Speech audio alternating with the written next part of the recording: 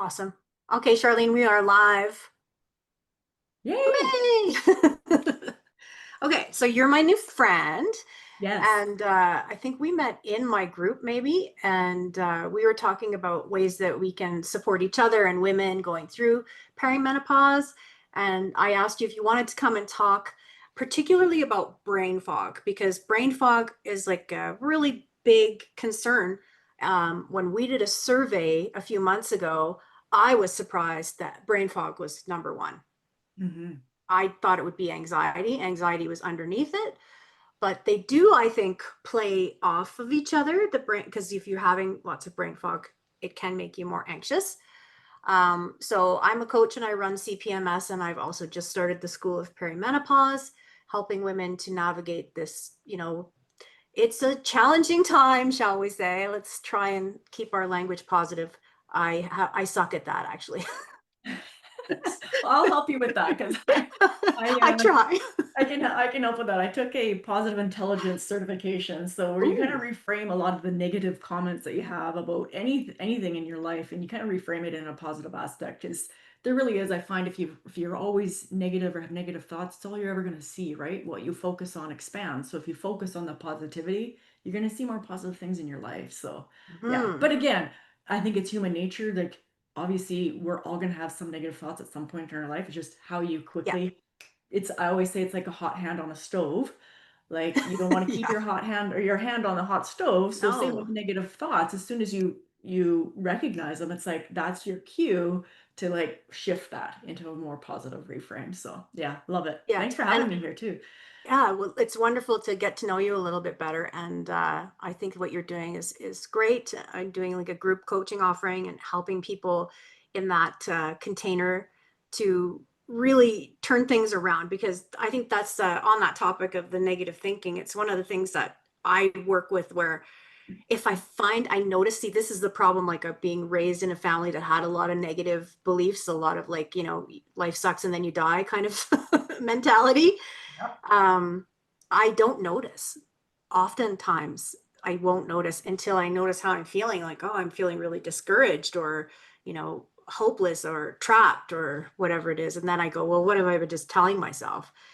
Like the medical system isn't there for me, and whatever. People don't understand perimenopause. I'm constantly trying to explain what's happening for me as far as my health condition, and becoming aware of it as a whole part of like being able to then translate things into more of a positive way of thinking about it, which is really important to me just in general, right? I don't want to get bogged down by all the negativity, right? It's very heavy. It's very like hard to keep going Yep. when you have that kind of thing rambling around in your mind. So we Yeah. work with that quite a lot. And then, do you want to just tell us a little bit about how you ended up coaching women in peri and postmenopause? Yeah, for sure. So my journey, so I am, for those who don't know me, I'm Shar. I'm a macronutrition coach and I specialize in perimenopause health and sustainable fat loss. But that's not where I started. So my journey in my own health transformation started in the year of 2020 when the world was shutting down and everyone was at that point, a lot of people were complaining about gaining weight because they're at home and everything was changing and they're baking bread and it's like, and I was kind of in the opposite side of the spectrum where I was at my heaviest. And I woke up one morning and I was just feeling like, oh my God, like I feel like I'm doing everything right. Like I felt like I was eating healthy. I felt like I was going to the gym, like I had a good gym routine, but I wasn't taking a holistic approach.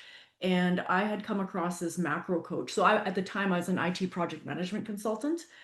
And I came across a macro coach, and I just loved what she was teaching everybody about whole foods and not restricting yourself. And so I hired her. It was through a 12-week program, and my mind was blown.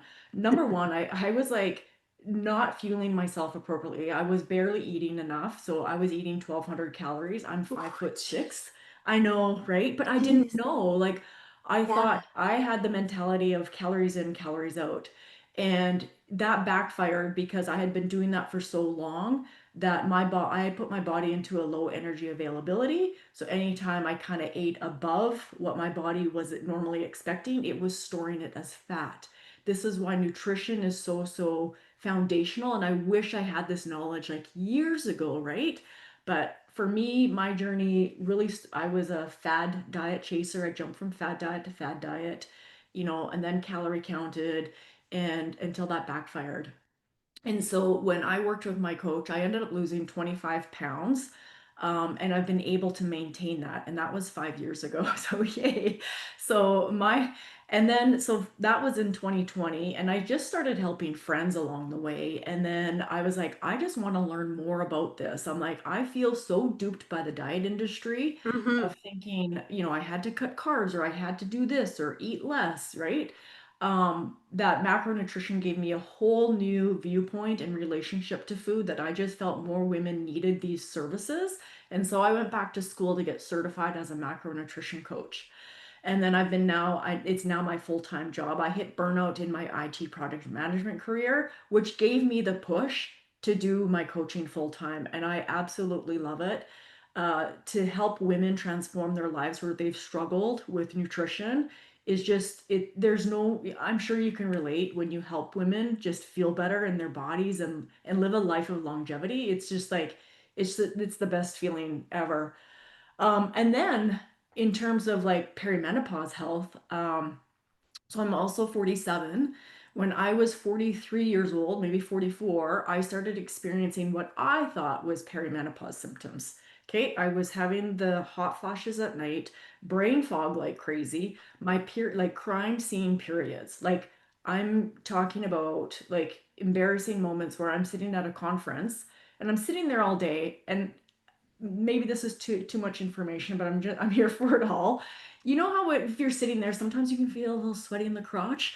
I thought I was just feeling a little sweaty in the crotch, but I get up and it was full blown like Oh clots yeah. everywhere, leaked through my pants onto the chair. I'm in Oh, a conference of like 500, 600 people, you guys. oh, It was literally the most embarrassing, humiliating experience. And right before I went to that conference, I'd gone to my doctor because my periods had started to change. And I said, "What's going on?" She ran your traditional labs and she said, "No, everything is normal." I'm like, this is not normal. Like, I used to menstruate every 28 days like clockwork. Now it's coming every 2 weeks and it's crime scene, like I just explained, like coming out, like just crazy. So when I came back from that conference, I went back to my doctor and I said, something is not right. And so she ran labs again and she's like, no, I'm not sorry. Sometimes I get like choked up about this because it was such a frustrating experience for me. And she again said, no, you're normal. And I'm like, I can't be normal. I'm like, my kids and my husband tell me that they feel like they're walking around on eggshells yeah, because I snap like this. The crime scene periods, the hot flashes, like everything in my mind was lining up to its perimenopause. But yet all the doctor would look at my chart and say, no, your labs are normal and you're too young. And I was like, okay. And at I was 43. And so I went, I had been in parallel taking a menopause certification course through Molly Gilbreth. And so I've taken the menopause coaching specialist certification. And so I went back to my doctor and I said, you know what, I'm taking this certification. I've been doing a lot of reading. Like I read, I'm looking over here because I have all my menopause books. The New Menopause by Dr. Mary Claire yeah, Haver. I've got Stacy Sims' Next Level, Strong Women by Molly. I got a whole bunch here, the Holistic Guide to Gut Health. And the more reading that I did, the more I kept thinking, and you should always trust your gut, you yeah. ladies. Your gut is like your second brain. And I said, you know what? I really think this is perimenopause. And again, they told me it wasn't. It was then, so I went to 6 different specialists that whole year, all of them telling me, and even gynecologists, all of them telling me that it wasn't perimenopause. And so I started working with functional practitioners. And it was then where we did a saliva hormone test. So it's a 4-point cortisol test. So we tested my cortisol. I was in full blown perimenopause. We tested 3 estrogens, the progesterone and testosterone, DHEA as well, and then the 4-point cortisol. And I was adrenal fatigue plus perimenopause. So I was hit hard. So there was a reason why I was feeling like I was, despite I often thought like, is this early Alzheimer's? Am I getting dementia? Like, right? These things, because when you go to your doctor and you think that you can trust your doctor, right? And if they're telling you everything is normal, you actually start to think that you're going crazy. And I legitimately thought I was starting to go crazy. So that's kind of how I transitioned. So my foundation is macronutrition, and then I support women through perimenopause as well. So that's kind of a long story of how I got here, but I think it's worth knowing because a lot of my experiences are based on what I've gone through as well and Yeah, how I've supported myself. And I know more women need this because this is an underserviced area in our healthcare. And I feel what you do, Jessica, inside the School of Perimenopause is absolutely beautiful by oh, providing the women the information that they need so that they can feel more confident going to their doctor. So thank you for doing what you do as well, because there's billions of women in this world that need our help. And so the more women that are out there supporting each other in this, the more it's going to get talked about so that hopefully one day our actual healthcare system. So I'm based in Canada as well. So I'm in Edmonton, Alberta. Um, so hopefully in Canada, our healthcare system can change because right now I feel like we have more of a sick care system where we're not proactive, we're reactive in our yes, healthcare. yeah, As our doctors don't treat us until we're actually sick. And I'm seeing this more and more even with the changing of regulations in labs. So yeah, recently, the thyroid panel has changed even across like BC and Alberta. Canada no longer allows us to do DHEA supplementation. So we're having to work through different hoops. There's things that you can do nutritionally to support yourself, but I'm just grateful for this opportunity to be talking to your community as well, Jessica. yeah. Well, and we, honest to God, I hear the stories so often about, just not being believed. And my funny story is I was 50, saw a new doctor who was just doing a locum to cover my doctor while she was on holiday. And, he said, "You're too young for perimenopause." Because I said, "I'm in perimenopause, blah, blah, blah." And I was like, "Are you looking?" Because he was looking at the computer. "Are you looking at my chart?" And he said, "Yes." And I was like, "So you can see I'm 50." And he said, "Yes." And I was like, 50 is textbook menopause. Yeah. 52 is the average year in Canada that we know stat wise. And he was a new doctor. So I was like, "You know what? I think you should go into menopause care." There's a huge need for people who understand, and you're a new doctor. It would be perfect for you to go into that and help all the women. And he had another locum kind of shadowing him. And it was a lady in her 30s. And you Yeah. should have seen her face. She just lit up that not only was I standing up for myself, you've misinterpreted my file. Look at the file in front of you. And I'm telling him that he needs to go into this because we need more help. I'm We just basically need, telling this new doctor what to do. But of course, he didn't do that. But what he did do is go into educating new doctors. So yeah, he's now working at the Foothills Hospital, working with new doctors, finishing their, making sure that they're ready to go out into the field. So hopefully, somewhere in the back of his mind, that conversation stuck somewhat. yeah, But the brain fog for me, I have a similar kind of situation where I'd finished my yoga therapy training. I'd already started working with women, and then 2020 happened and we were all asked to stay home. My symptoms started going really crazy, and I thought it was the stress, like we were all really stressed. And I have a chronic inflammation condition. So I was on the list of one of the people that was going to die if I caught COVID. yeah. Um, and I'm still pretty young and I don't have any desire to do that right now. And I particularly don't want a tiny little thing that I can't even see to kill me. I would prefer if it was something nice and dramatic, like big, big. I want to go out with a bang, Yeah, or maybe not. I'd rather have a nap and just not get up. But that's true. anyway, I started noticing like just losing things in my house and having trouble finding words. And my dad was dying of dementia at the time. So I started really wondering, do I have early onset dementia? Like what is going on with this? And I talked to a friend of mine who has fibromyalgia, and her kind of is a lot of brain fog. So she was able to say, "No, that's what brain fog is." And I was like, "Holy crap, brain fog."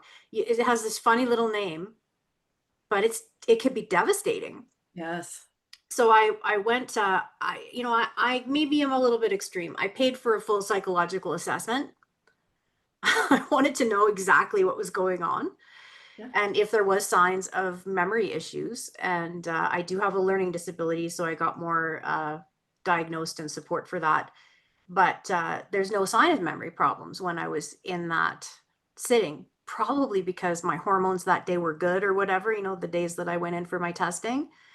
But that gave me a lot of hope to think, okay, so this is another part of it that can be treated in some ways. And I just started experimenting with different things that could potentially help me with the brain fog.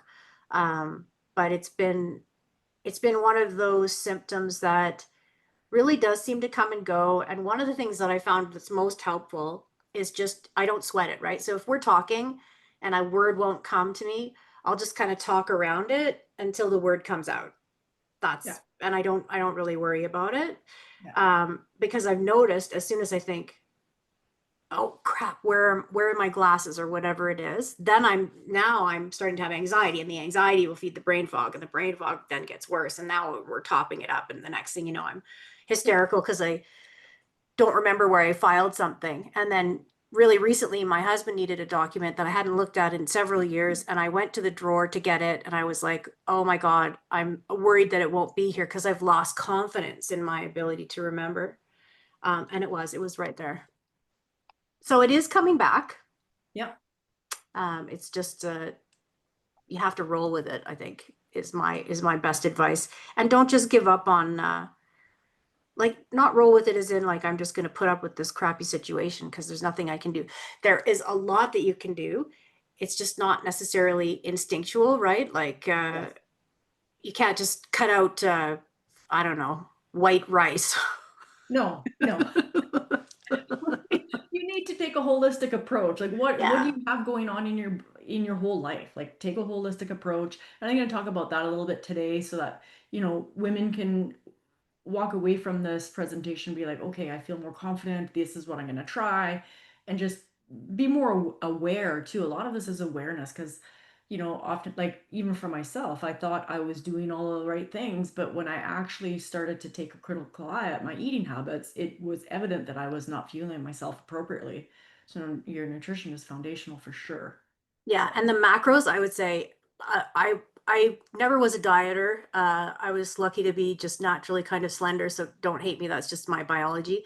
But then I got really sick with that inflammation condition and gained 20 pounds. And then for the first time in my life, in my late 30s, early 40s, was like, what am I going to do with this? And it took me a long time to discover that tracking my macros was my best bet to yeah, help to, and so I did have some weight loss, and I have been really lucky to maintain for the last 10 years, but my body condition has completely changed because I started weight training, and I do a lot of yoga, and I walk my dog every day, and all of those things add up to healthier overall well-being. And I really did detach from what the scale has to say. Like the scale's right. a bit of a bully, right? And it does go up and down based on your water retention It or, does. bloating and those kind of things. And especially since I've lost my cycle, like I used to finish my period and then I would weigh in. Yeah, So I had like a nice marker so that it was always the same yeah. like time of the month. But I don't have that anymore. I don't really know what's going on. I'm on a pill to stop my period, which is brilliant, by the way. I highly recommend if if you're in that situation and you get the chance to try something to stop the period if you're having murder periods, uh, night and day, right? Yeah. Oh, mine have leveled out, That's actually. good. So That's good. yeah, just based on, so I did the bioidentical hormone therapy and I did seed cycling in parallel. Now I know there's not a lot of research on seed cycling, but the research that has been done validates that it does support some hormone balance more of a natural way. So I do seed cycle and I was doing bioidentical hormone therapy. And so my periods are now more regular, like either 28 or 29, 30 days, and they're no longer crime scene. So there are answers, there are things that we can do, but you can't just take supplements and think it's going to heal you. It's a holistic approach, like looking at lifestyle and supplementation as a whole. Yeah.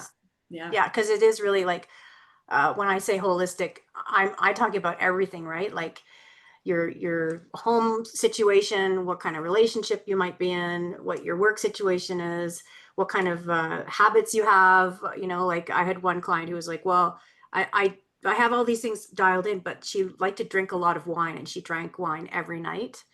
And like not a glass of wine, but like too much wine.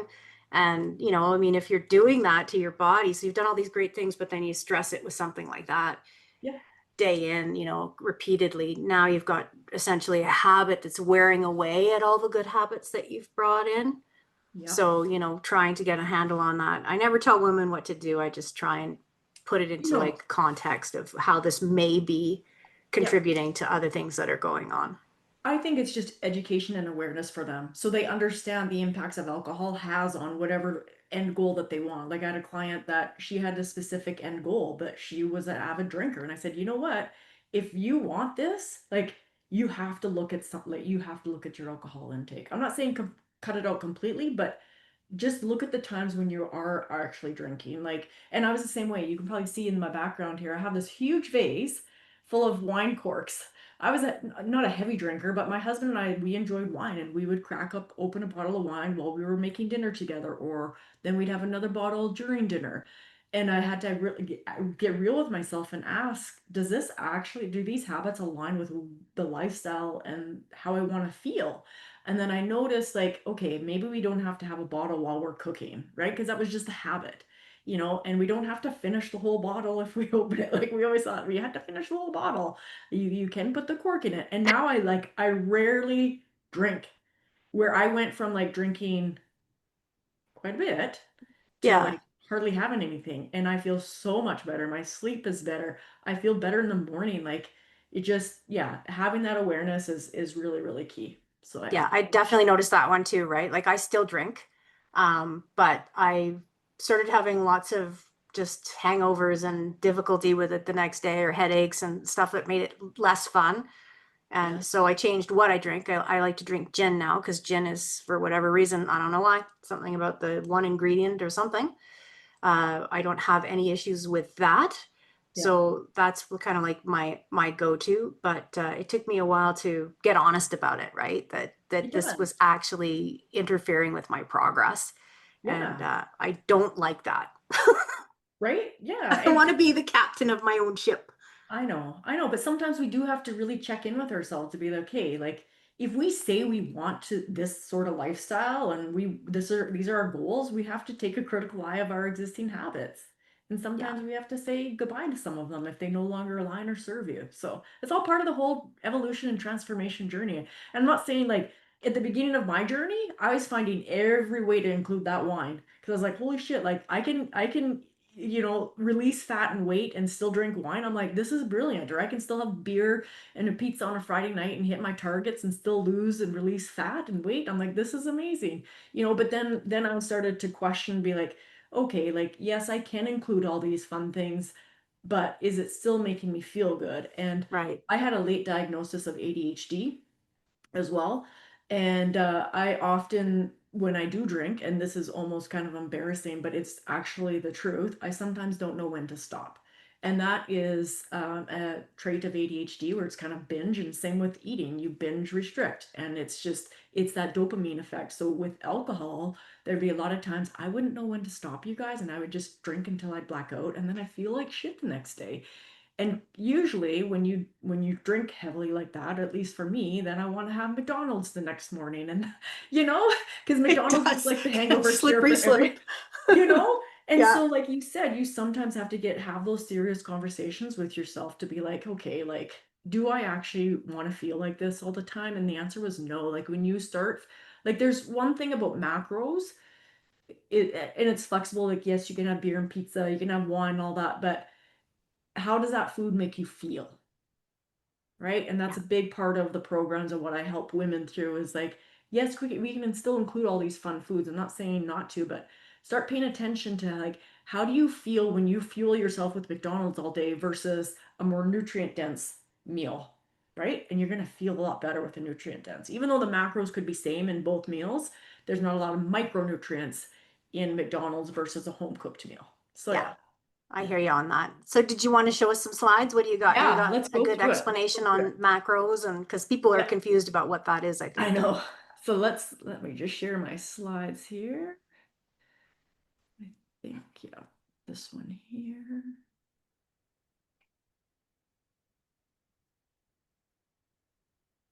Can you see my slides I now? can see you. There you are on the counter. Yes, yeah, that's me. Okay, okay. So again, I'm Shar. Today we're going to be talking about a topic that I hear about like every single week, which is brain fog. And it's from the women that I work with. It's that feeling like your brain is buffering. No matter how many cups of coffee you drink, you just can't quite think straight, or the word is on the tip of your tongue. You're like, I know what I want to say.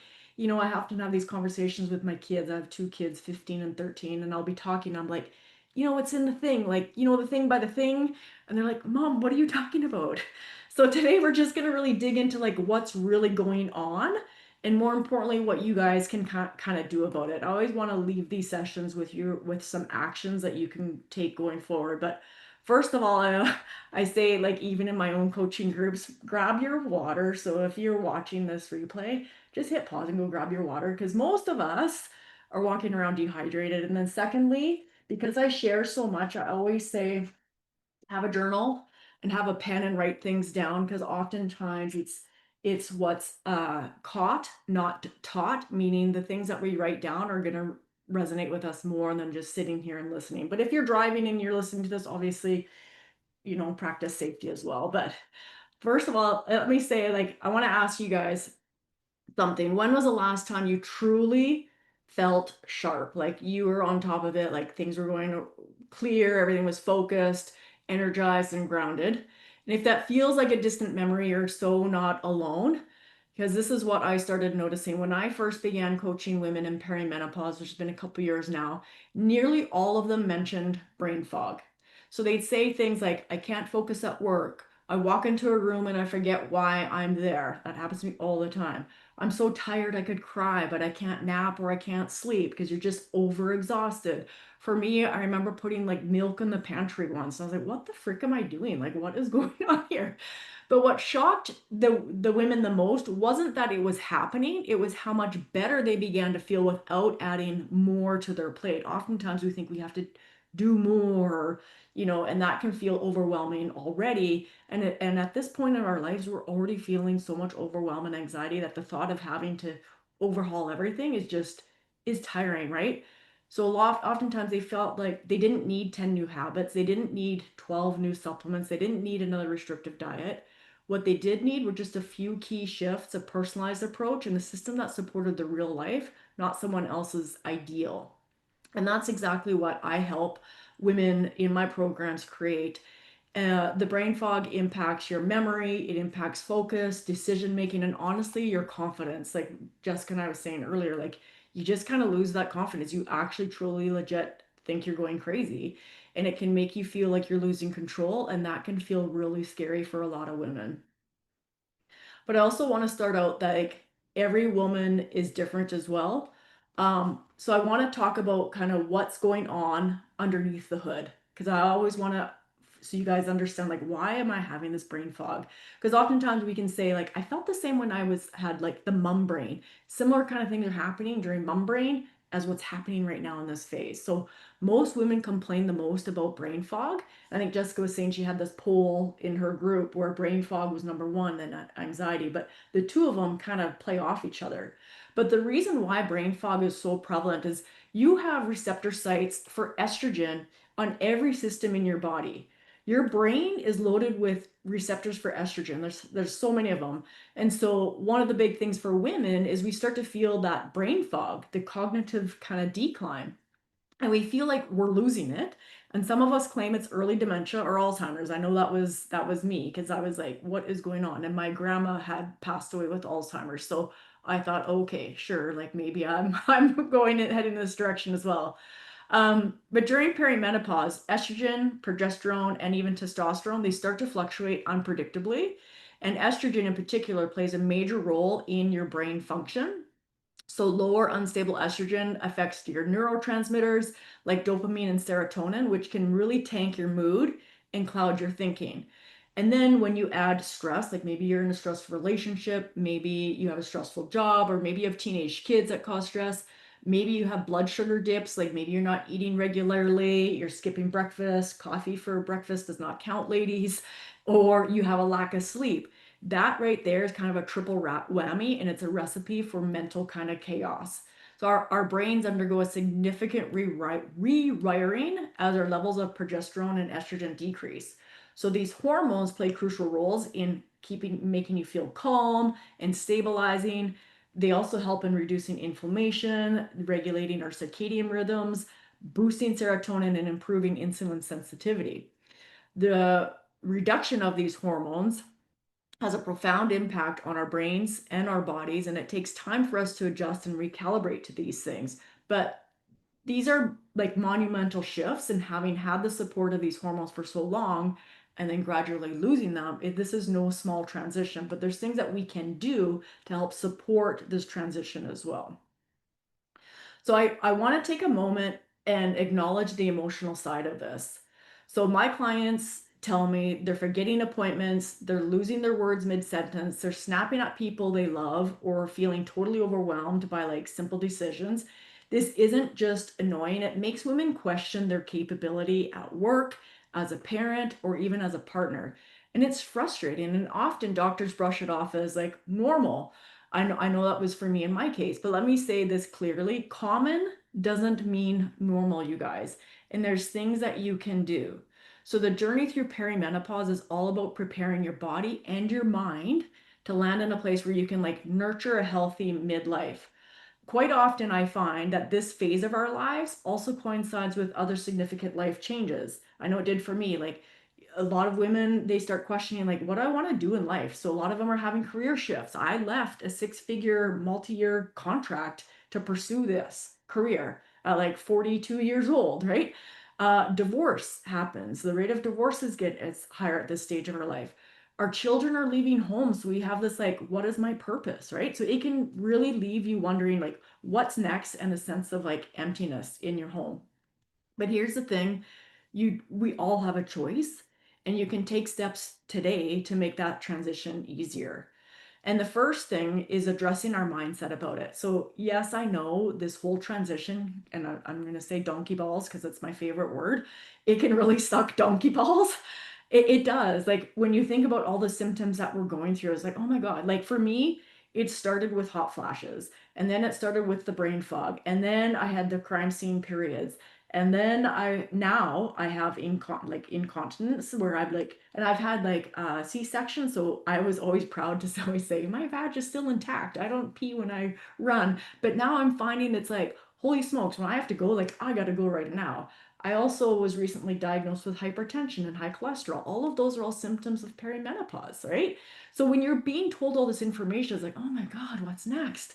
But the thing is, and I know I'm here to chat about brain fog, but I just wanted to briefly touch on mindset because I feel it's an integral part of this beautiful transition that I call puberty 2.0. So this transition is perimenopause or transitioning into menopause. So I feel by shifting your mindset from viewing menopause as like something negative to seeing it as an opportunity for renewed energy, you can embrace this phase as like a time for self-discovery, and it's a chance to really implement lifestyle changes that not only prolong your life, but also support you through this beautiful transition. And it's a period for like deep reflection on what's next for you, with the understanding that you don't have to have all the answers right away. What's important is knowing that this time is there for you to explore and embrace. So things like a healthy diet, regular exercise, and attention to both mind and body are integral parts of this kind of whole holistic kind of therapeutic journey. And I know for me too, a large part of my journey was also, teaching my kids what it means to live a healthy lifestyle. Because yeah, earlier on, I shared how I was a fad diet chaser. And I remember this one time my husband and I were doing keto, and yes, there are still benefits to keto if you are insulin resistant. But at that point, I was using keto just for like fat loss because everyone was doing it, and apparently the fat just melted off you when you just took out carbs. But carbs are also our main body's main source of energy. So, anyways, I just remember being at a party, and my son at the time, he was 6 years old. Um, I wasn't eating anything, and he noticed I wasn't eating. He's like, "Mom, why don't you go have some fruit?" And I said, "Well, honey, I can't have fruit because there's carbs in fruit, and I'm doing this keto diet, and carbs are really bad for you." And then he looks up at me. He's like, "Well, Mom, if carbs are so bad for you, why are you feeding them to me?" And I was like, "Oh my God!" I'm like, "What are the actions that I'm doing have the impact on my kids. So a lot of times we don't think about those around us, but our kids are watching, you guys. So my journey, yes, initially was for fat loss, but more importantly, it was to show my kids how they can live a healthier, happy life without feeling so restricted around food like I had done for years. So I just want to take a moment. I'm going to share two quick stories that just show how powerful the right support and strategy can be. So first, on the left-hand side, I have Shelly. She came to me through, so I have two programs. One's called Empowered Macronutrition. She came to me through my Empowered Macronutrition program. She was completely exhausted. She was in constant pain. She had fibromyalgia. I always have problems saying that word. And she's buried in like mental fog. She had been dismissed by by doctor after doctor, and she told me, I just want to feel like myself again. Like I don't know what I'm not doing right. She felt she was doing everything right. We ran a metabolic panel and we uncovered some serious imbalances in her body. And then from there, we built her foundation. Everything is centered around a foundation. So first of all, we looked at fueling her body properly through macronutrition, not necessarily just, if it fits your macros, eat it, but the quality of her macros. Where was her food coming from? Uh, Bringing structure to her meals. There were often times where she wouldn't eat until like lunchtime. That's the worst thing you can do, especially if you're trying to manage your blood sugar and insulin levels as well. You have to have structured meal times and balanced meals. So we brought in some structure to her meals and just increasing her daily movement and creating systems to manage stress as well. She had a very stressful life, and so we worked on that and creating things that she knew she could do without causing a lot of overwhelm or a lot of additional anxiety because she had a lot of anxiety as well. It didn't happen overnight, you guys. It took time, but by about week 8, she messaged me and she's like, I finally feel like me again. And I was like, oh, there's nothing more better than when your clients come back and they say, I finally feel like me again, especially when they've struggled for like months or years. And like within 8 weeks, she's like, her thinking was clear, her energy returned, and her biggest shift was her confidence came back. And that was the biggest thing was for her was like she was feeling confident and in control again. And on the right hand side, we have Amanda. She was from my perimenopause mastery method program. She came in struggling with brain fog. She was also a past client of the Empowered Macronutrition program. And then when I launched the perimenopause one, she's like, oh my God, I totally need this. So she came in, she was struggling with the brain fog, low mood, restless sleep. She was already doing like all the things because she had the foundation around nutrition. She knew what she needed to do there. She was taking some really high quality supplements. So stuff like um, I don't want to say brands because it doesn't necessarily matter the brands, but she was taking some really good high quality supplements, but she was still feeling like meh. So what we offer inside my program is a biometric health evaluation. So it's a 200 questionnaire, in-depth questionnaire. And based on that, we uncovered a lot of gut dysfunction. So we assess 5 different areas of your body, and then we can recommend a test for you. So in Amanda's case, she was having a lot of gut dysfunction. And here's the kicker. Your gut produces about 60% of your hormone production. So if your gut is off, your brain will also feel it. And there's a lot of neurotransmitters from your gut to your brain. So if you have dysfunction in your gut, your brain is also going to feel it. Plus, Amanda's body wasn't absorbing the supplements that she was taking properly. So in the end, you guys, she had some very expensive pee, unfortunately. So she was taking all these great things, but her body wasn't absorbing it. So we got her on the right protocol. We prioritized like deep quality sleep. We did cut her alcohol. She was an avid drinker. She actually made a decision to cut it out completely. That was on her own. I just recommended reducing it, but she had this self-realization that she needed to cut it all out, and so she did. And then we shifted her nutrition, especially around carbs, and just more balanced meals because she was like, I kind of fell back into old habits where I was, reducing carbs and also not and skipping breakfast. So within 4 to 6 weeks, her energy came back, her fog started to lift, and she just felt human again. So the takeaway, you guys, that brain fog isn't just in your head, it's often in your gut, your habits, and your hormones. And we address the real root cause. When we address the real root cause, the transformation sort of begins. But it's understanding where is the root cause of this dysfunction happening. When we learn to support the body with proper nutrition, things start to change. So I teach women how to use macros to support their hormones, stabilize blood sugar, and optimize energy. So most of the women that I work with are under eating, even despite they might think that they're eating enough. But when we actually look at the data, they aren't, and especially protein. And without enough fuel, your brain can't function, you guys. So this happens so often. I see this all the time. I always say you wouldn't expect your car to drive across the country on fumes. So why do you expect that from your body? And that's what's basically happening when you don't eat enough. Um, your body goes into a low energy availability state. So if you're still having coffee for breakfast or skipping meals, start there, you guys. Nutrition is foundational. I think I saw a post in Jessica's group about this one lady. She was gaining weight and is rapidly, and she's reduced her meal to one a day. That's the worst thing you could do right now because what your body is doing, and I know this has nothing to do with brain fog, but I feel this is so important that I want to talk about it, is that your body doesn't trust you now. Your body's main job is to keep you alive. So if you're not feeding it enough to keep you alive, it's going to store everything that you're eating as fat on your body because your fat is like another source to keep you alive. And so, but women often we equate to eating more food to gaining weight, but that's not the thing. Oftentimes we need to eat more so our body trusts us and then the fat and the weight start to come off. And I see this all the time. Eating, like a lot of women will say, I'm eating right, but the weight keeps going on. And I see this all the time. When we look at the data, the majority of my clients, 90% of them, are not eating enough. And this, coupled with perimenopause, is what I call the perfect hormonal shitstorm, you guys. So you've put your body into a low energy availability, and therefore, anytime you eat above this, what your body thinks you're going to feed it, it will store it as a fat. And when my clients start to increase their food intake, they start to release their fat. It's it feels like magic.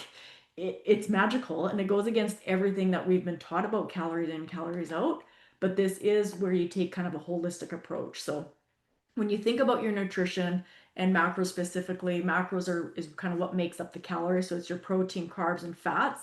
More importantly, is also your micronutrients. So I was comparing, eating at McDonald's or home cooked meal. I could have both of those meals have the same macros. The difference is that there's not a lot of micronutrients that make you feel good in the McDonald's meal versus the home cooked meal. So think about macros as will make you look good because it'll give you the body composition that you want. But by when you focus on macros, you release a lot more fat, and the micros make you feel good. So macronutrients make you look good, micronutrients make you feel good. Okay, so those are kind of the two. But having the right portion of them for throughout the day and throughout your meals is so key to help manage blood sugar, manage your satiety, manage late night binging, all the things. I have a client right now. She's like, I don't eat all day and then I binge at night. I'm like, okay, let's start eating during the day so you don't binge at night.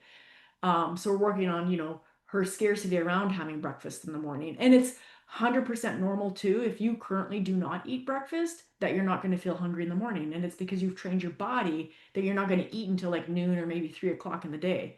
Once you actually start feeding your body in the morning, it's going to expect it and you're going to start to feel hungry. That's a good sign, you guys. It means that the things are working. Okay, so I always want to give you guys some simple things to try. So this week, I just want to share a few simple things that you guys could try this week or whenever you guys are watching this. So in the morning, so eat within an hour of waking if you can, and try to get 25 to 30 grams of protein at breakfast, ideally with every meal, but try and have a really good protein forward breakfast. It just helps with satiety. Prioritize fiber. So berries are what I call your little fiber bombs. So things like blackberries, raspberries, strawberries, blueberries, and then colorful vegetables will really help for the gut support as well. Take a walk outside, like if you can, mid-morning for sunlight, even starting your day with a short walk and some sunlight can really be a brain boost. And there's a big one. And this one I had to work on myself for a long time. Screens off 1 hour before bed. So yes, no scrolling in bed.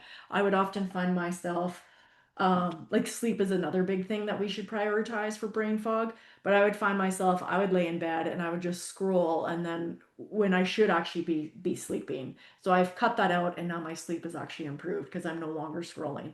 What I love too at the end of the day is kind of a brain dump at the end of the day, or keep a notepad at my bed to jot things down. Because oftentimes I'll be laying in bed like, oh shoot, I forgot about blah blah blah blah blah. So I just have a notepad and I write it down, and it's like, okay, go back to sleep, you know? So you don't have to overhaul your life. Just start small and then stack those habits up over time. So pick one or two. Don't have to try everything on this screen right now. Just pick one. And then when when you think you got a good handle on it, pick another one. So for me, early on in my journey, I mean, my water intake was horrible and my daily movement was horrible. And when I felt like I had to try everything all at once, then when I had a day that I didn't, I felt like I was failing. It was like, oh my gosh, like I'll just start over on Monday. I'm sure you've all said that to yourselves or have been in that cycle as well.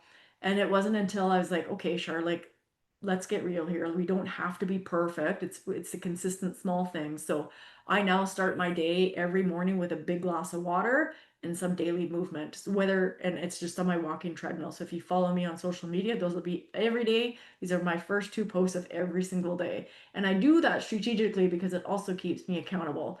And it also helps motivate other people because they're like, oh shit, she does that every day. I'm inspired to do that as well. But it's just the small, simple things. And sometimes I'm on that walking tread for 5 minutes, sometimes it's 10 minutes, sometimes it's 40 minutes. But I do it every single day, no matter how long it is. Okay, I want to talk about supplements because I think this will be a hot topic. But I also want to start by saying that supplements are the cherry on top, not the main course. So what we just talked about, nutrition, that's the main course. You have to start with your nutrition and lifestyle. So the main course is your nutrition and lifestyle. But some of the supplements that I've seen help include omega 3s for cognitive support, SPMs, if you suspect inflammation. I don't think I've put SPMs on the slide here, but SPMs are like a concentrated omega-3, but they act differently in your body and they help reduce the inflammation. They're amazing. So I've actually used a lot of SPMs. I've switched from omega-3s and doing SPMs just to help with the reduction in inflammation. It's been fabulous. A B complex for energy, magnesium glycinate for sleep and stress.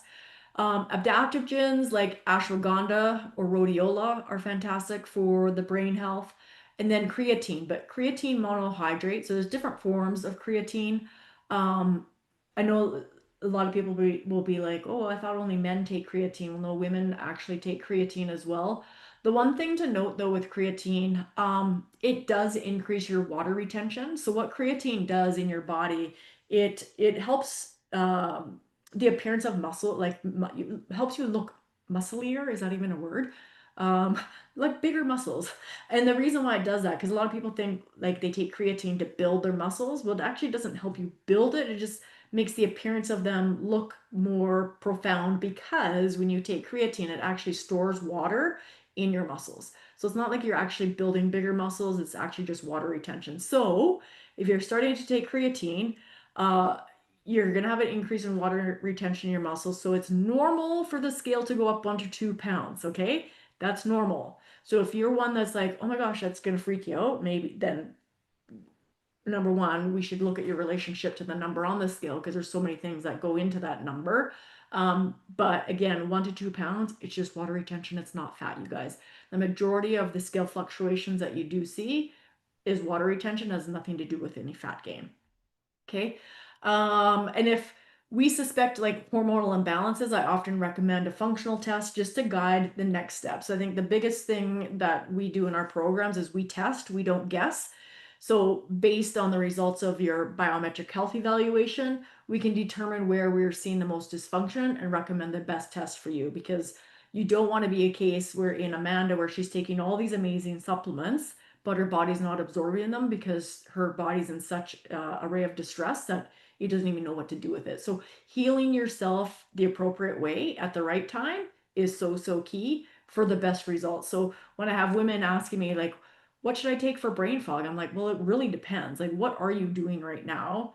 And what should you be doing? Right. So taking a holistic approach, like nutrition is foundational.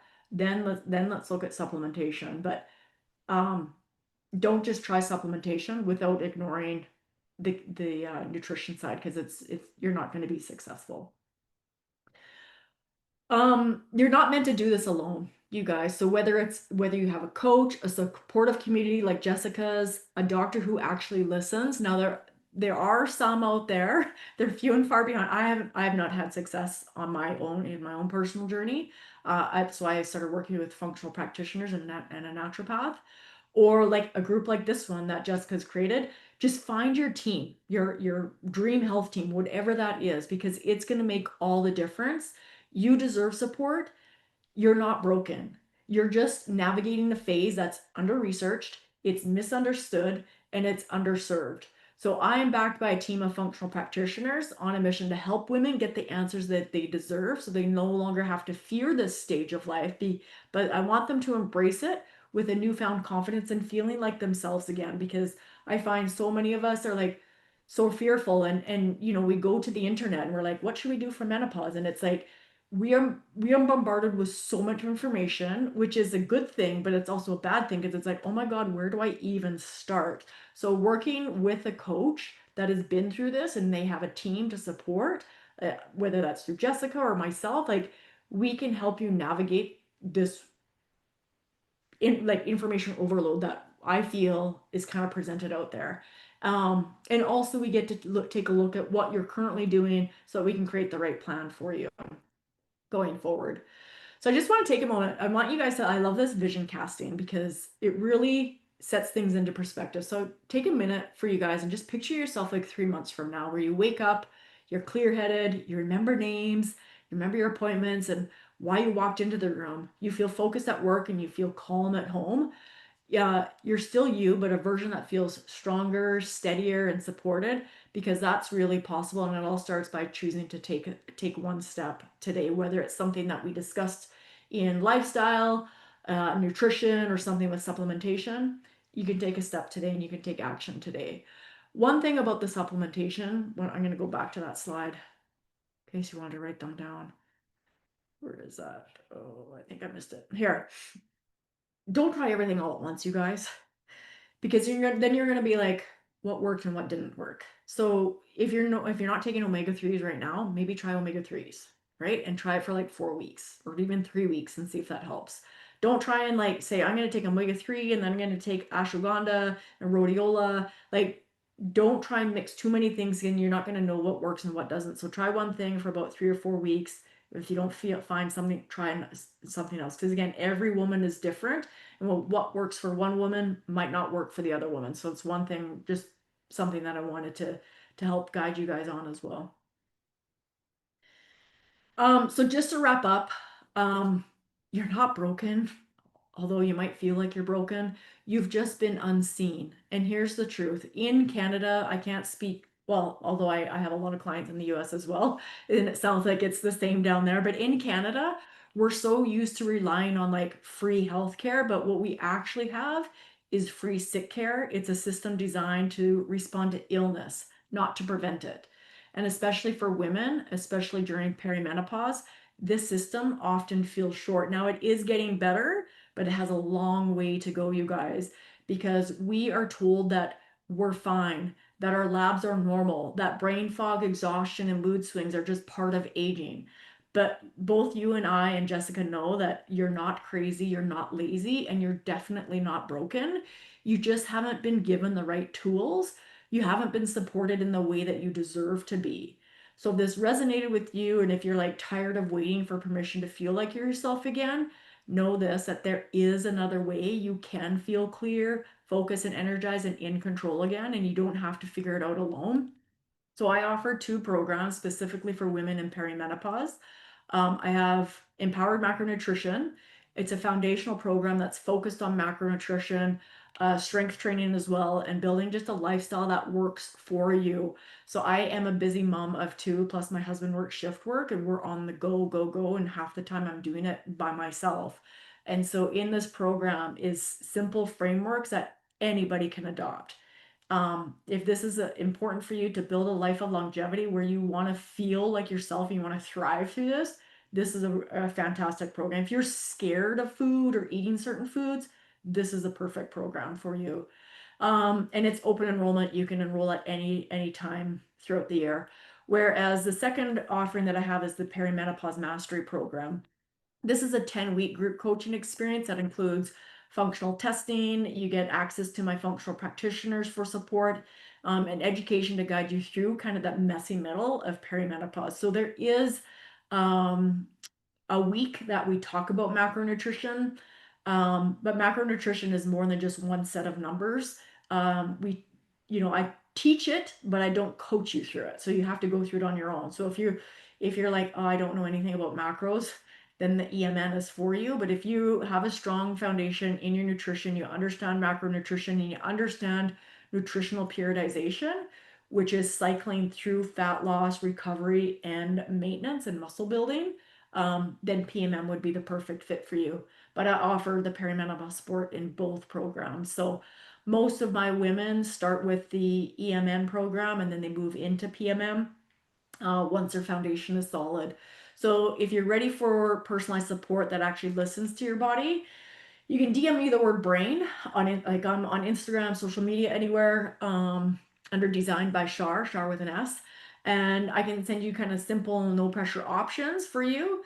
Because at the end, you deserve to be seen. You deserve real answers, and I'm here when you're ready. And if you are coming through me to me through Jessica, just mention that you know me through Jessica, so we can get you set up the right way. So thank you guys for allowing me to share this with you. I feel like when I was preparing for this, I felt like there was so much that I wanted to talk about, even though it was just brain fog, but it's all kind of connected. And so I wanted to have snippets of all of it in there. So I'll leave it at that.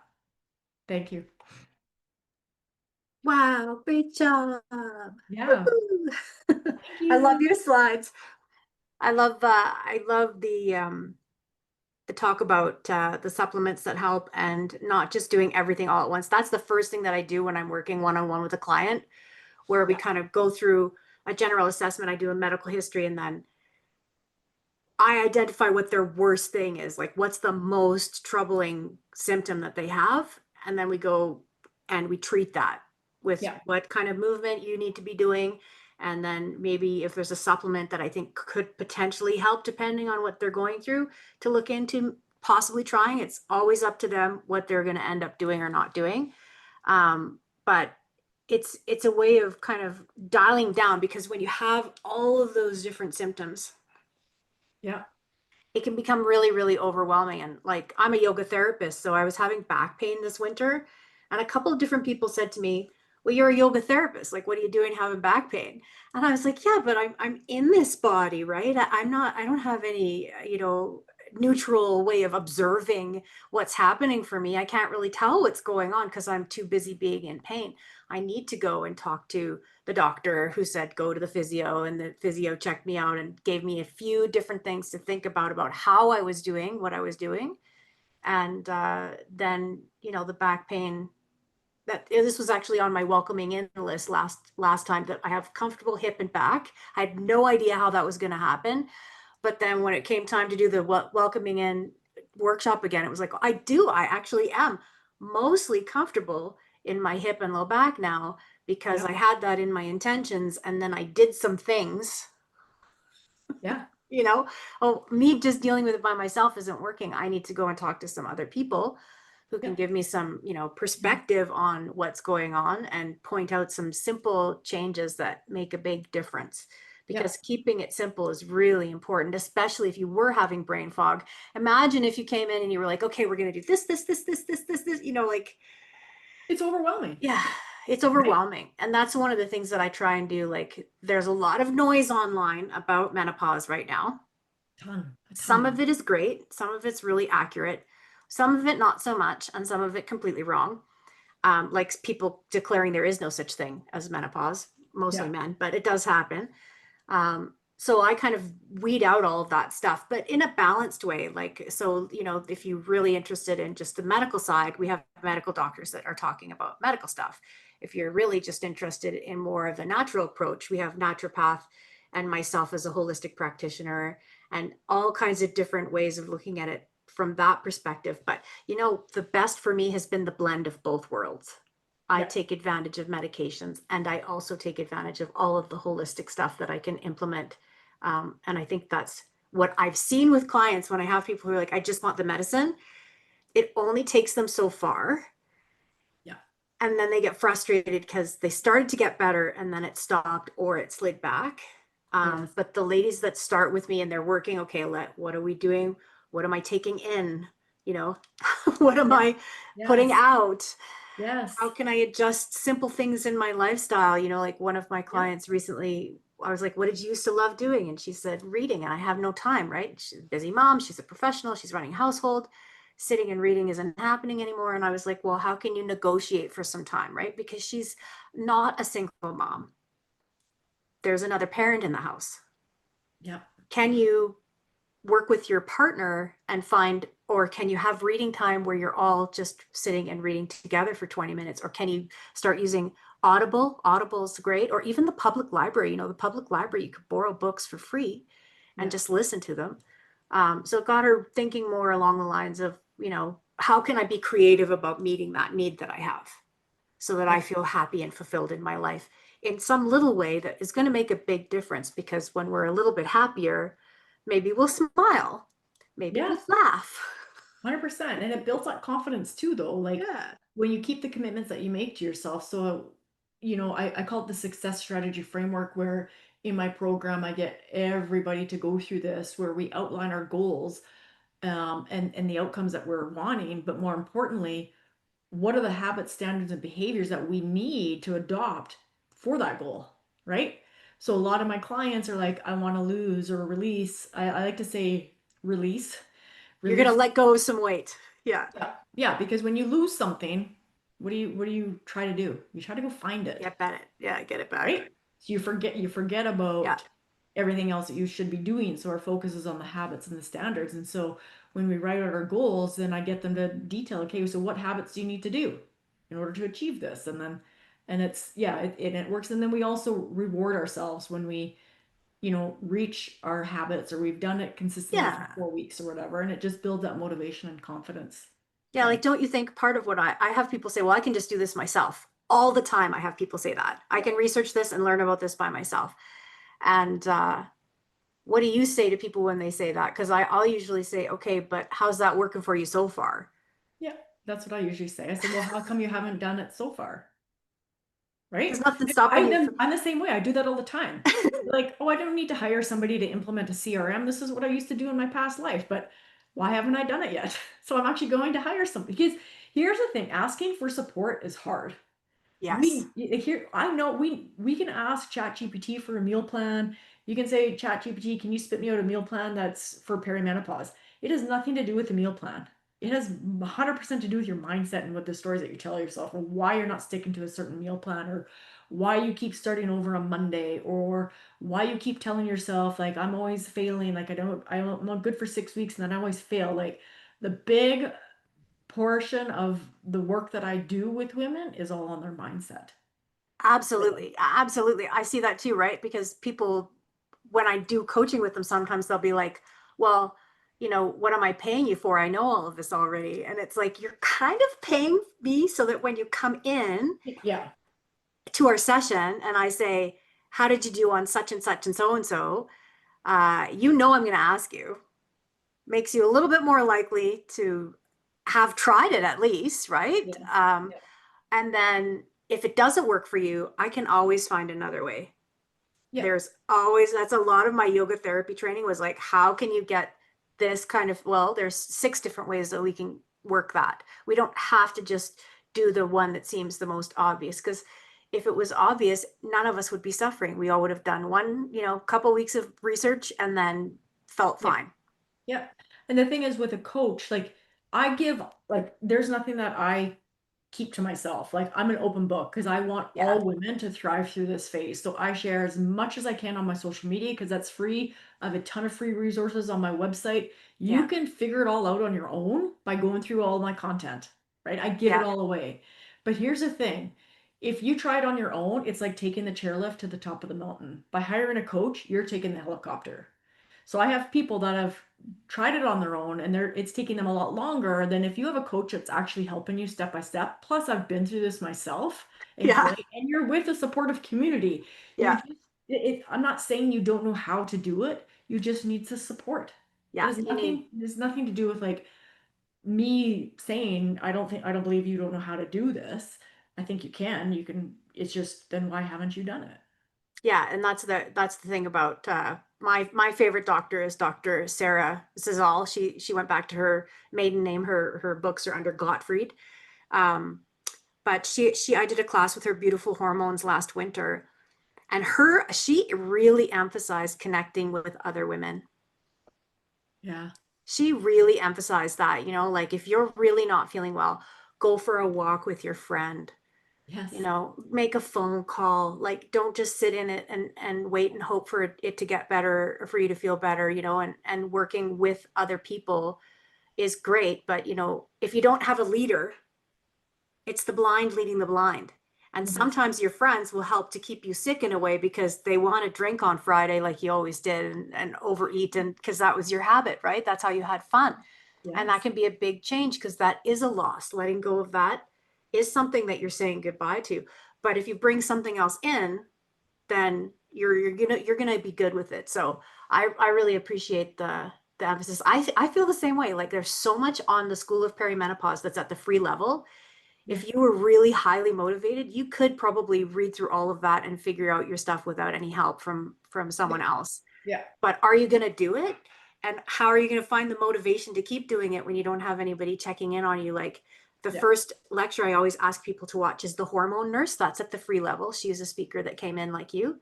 And because she talks about the little nutrient deficiencies that we can have Yeah. that make a huge difference to how you feel overall. And yeah, I can always kind of tell the people that say, "Oh, I didn't watch it." They're the ones that drop out Yeah. Yep. That's true. because Yep. they couldn't make the time to watch that. I think hers was 40 minutes or something like that, and it's jam packed. Like, I've watched it more than once because she said so much So much stuff. that was Yeah. so good, right? So I really appreciate you coming. I know that we probably went a little overtime as far as the amount of time I thought we I would could talk, sit but here and talk all day with you though. I know we It's spent so much fun. time just chitty chatting before we even got started, which I I, know. I really appreciate. Because, for me, that's why being criticized as, try to be whatever, monopolizing on people's suffering is so hurtful, because I want to connect with other women. I Yeah. want to connect with other people that are helping other women, and I want to connect with women that need help. And I'm not of the mindset that I would be the right coach for everybody, because I am very airy fairy. I'm really rooted in yoga.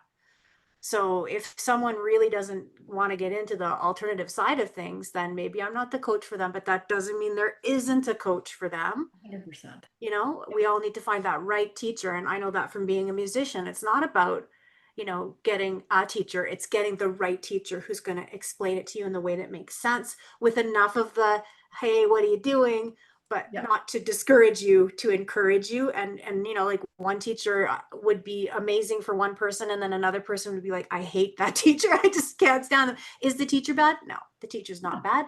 It's No. just different people, and the message, you have to find the person that resonates with you. That's why a lot of the time I say, check out the social media, find a doctor. There's enough menopause doctors now that you like, and follow that person, Yeah. you Yep. know, because that'll resonate with you, and then see where that takes you. Yep. Because there's always people commenting and liking, and coaches we're all pretty active online, and being supportive of women. So it's been wonderful chatting with you, Thank and you. I'm so excited about your programs. Sound amazing, and I love that you're helping so many women. And let's all just continue doing the great work and help each other feel better. That's amazing. Thank you so much Yeah, for having me, Jessica. yeah, awesome. And keep in touch, because I Yeah. just I just love you now, I know. I my know new we friend. will. I know, right? Okay, bye, sweetie.